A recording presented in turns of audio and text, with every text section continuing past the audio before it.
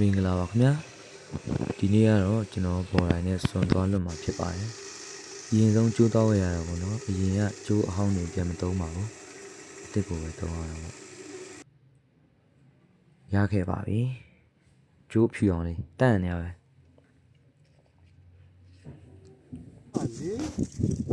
ဆရာကြီးစိုင်းယူတက်တယ်ပါ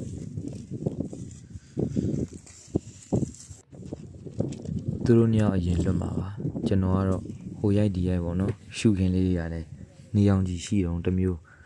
နေကြတော့ရင်တစ်မျိုးဆိုတော့လေနော်လေးကတော့ကောင်းချက်ပဲစွန်အတန်အောင်နားအောင်ကြည့်အောင်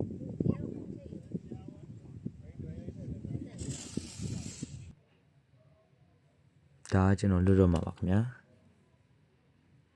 တကောင်စားပြီးတော့တကောင်ပြန်စားခံလိုက်ရပါတယ်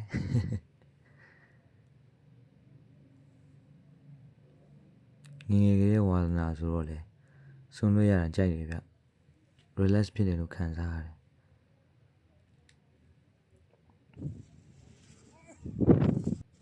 အဲ့တောင်တန်းကြီးရဲ့အလွန်မှာမိန်ဖြတ်ဖြလေးနဲ့ဖုန်းထဲမှာတော့နည်းနည်းဝီဝါးဝါးလေးပေါ့ဗျာအပြင်မှာဆိုပုံမြင်ရပါတယ်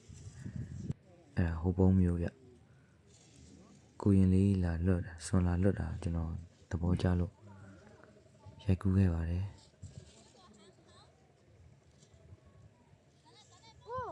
ရှုခင်လေးနဲ့လိုက်ဖက်တယ်နော်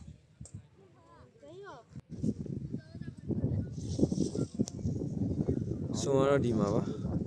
ကောင်လက်တော့ပါတယ်ဒါကျွန်တော်ပေါ်တိုင်းလွတ်နေရပါ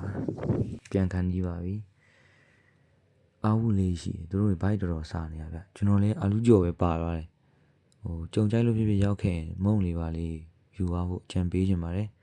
ကျွန်တော်လည်းနောက်တစ်ခါရောက်ရင်ပေါင်းမုံတို့ပါလို့သူတို့စားရအောင်ဝယ်တော့မယ်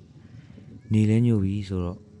ကျွန်တော်လည်းပြန်มาတော့မယ်ဗျာအေးတယ်ဗျရာသီဥတုကတည်ရတဲ့အတိုင်းပဲအားလုံးပဲ queue ဆိုင်ကြပါခင်ဗျာဘိုင်ဘိုင်